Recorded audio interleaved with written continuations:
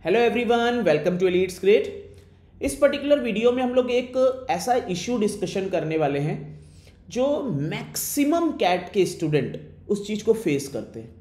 Last 2 दिन में मुझे अप्रॉक्सीमेटली 50 to 60 मैसेज ऐसे आ चुके होंगे इससे रिलेटेड, जिसपे क्योंकि अब कैट बहुत क्लोज आ रहा है तो काफ़ी स्टूडेंट इसी रिगार्डिंग परेशान रहते हैं।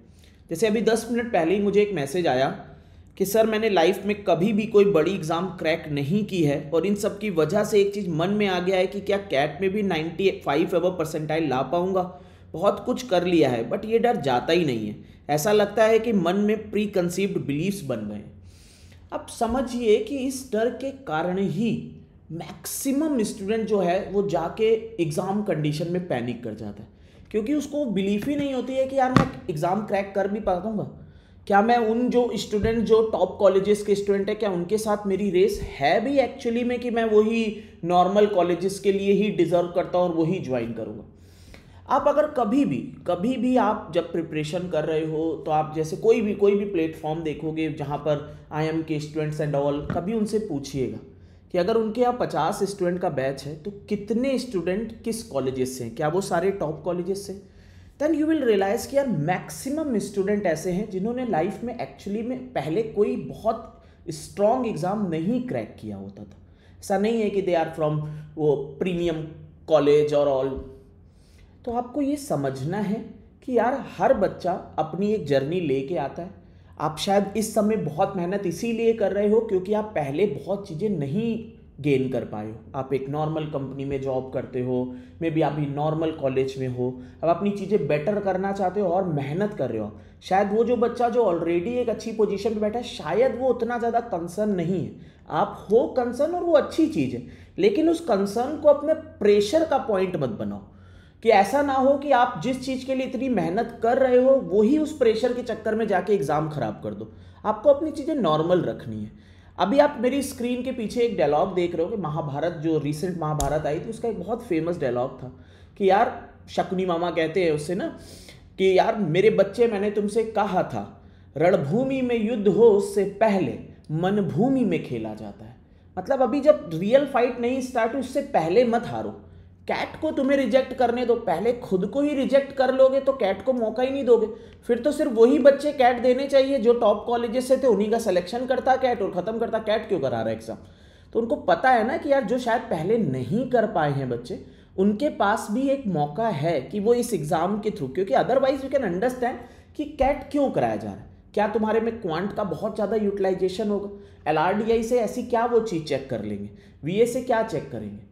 तो वो एक चीज़ माइंड सेटअप भी चेक करना चाहते हैं ना कि यार तुम्हारा माइंड सेटअप कितना अच्छा है। तुम पहले वो 10th 12th ग्रेजुएशन का भी वो देख रहे हैं कि एक बच्चे की जर्नी होती है, उस जर्नी के बाद अगर उसने उतना अच्छा नहीं किया तो यहाँ पे कम से कम थोड़ा तो मेकअप कर पाए ना, तो उसको करिए। आप पहले से खुद को रिजेक्ट, तभी यही चक्कर होता है कि मॉक्स में मैक्सिमम बच्चा सफ़र करता है।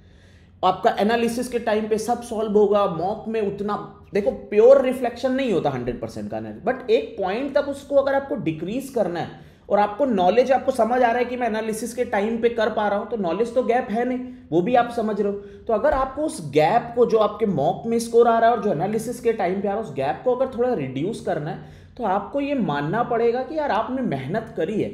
आप शायद उनसे टॉप कॉलेजेस के फ्रंट पे नहीं जीत सकते हो, आप ये बिलीव करो ना यार मैं मुझसे ज़्यादा मेहनत कोई नहीं कर सकता।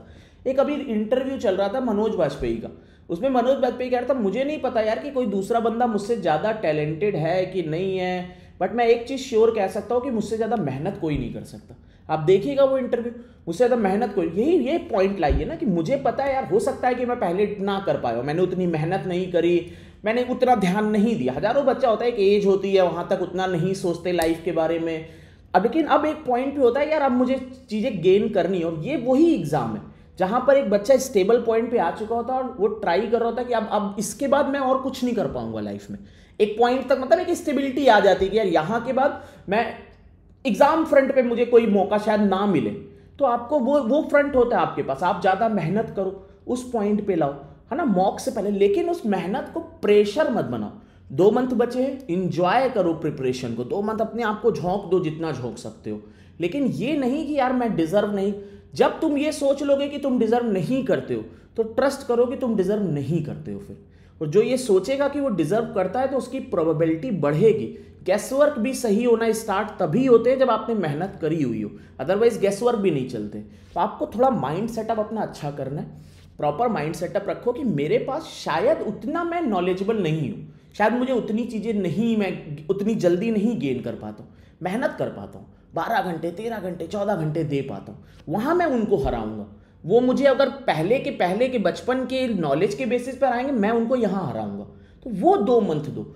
अभी भी मैंने उस दिन भी जब लाइव सेशन चल रहा था तो मैंने बोला था ये चीज़ कि बहुत बच्चा जो तुम्हें टॉपर की लिस्ट में नहीं दिखेगा, वो तुम्हें धीरे धीरे, जब 1 मंथ अभी बीतने दो, जब नवंबर की मिड आएगी, नवंबर की शुरुआत होगी ना, उस समय वो तुम्हें दिखेगा, नए टॉपर तुम्हें दिखेंगे, क्योंकि अब वो अपना गेम अप करते हैं।